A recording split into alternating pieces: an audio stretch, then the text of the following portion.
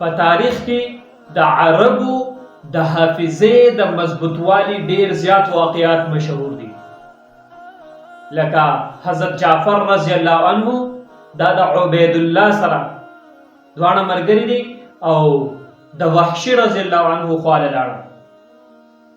نو الته دا عبید الله دا تپوس کوي چې آیا ته ما پیژنې؟ څوک تپوس کوي؟ عبید الله دا د وحشي رضی الله عنه نه تپوس کوي چې آیا ته ما پیژنې؟ نو وحشي رضی الله عنه ورته وایي چې یاره زه خو دې دونه پیژنم نه، خو یو واقعه ورته بیانوي چې یو ځای کې زه د یو کس سره میلمه وم، عدي بن خیار نامي یو کس سره میلمه وم او په هغه کور کې په د قورز یو ماشوم پیدا شوی.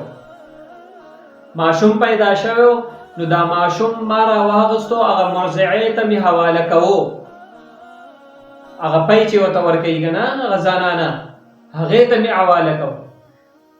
نو هغه ماشوم په صادر کې رانغښتی شوی دی، خو صرف او صرف د هغه ماشوم خپه ما ولیده، دا ماشوم صرف او صرف خپه ما ولیده، نو ستا خپې د هغې ماشوم د خپې په شانتي مشابه دي.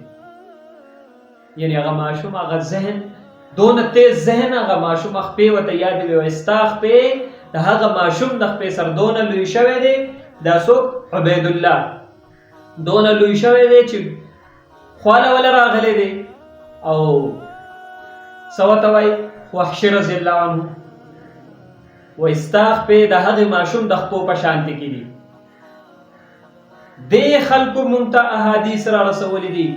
دا خلک چې احادیث یاد کړي نو څنګه به وي چې حافظه دونه مضبوطه ده چې د ماشوم خپې ورته یادې دي، نو چې کم څیز کې د ځان دپاره نجات په نظر ورته راځي.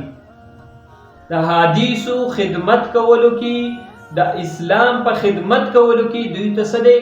نجات په نظر باندې راځي. نو دغه څیز په یادولو کې به دوی ته څه حرج محسوسیږي؟ هلکه څونه خدمت به کوي د احادیثو بیا.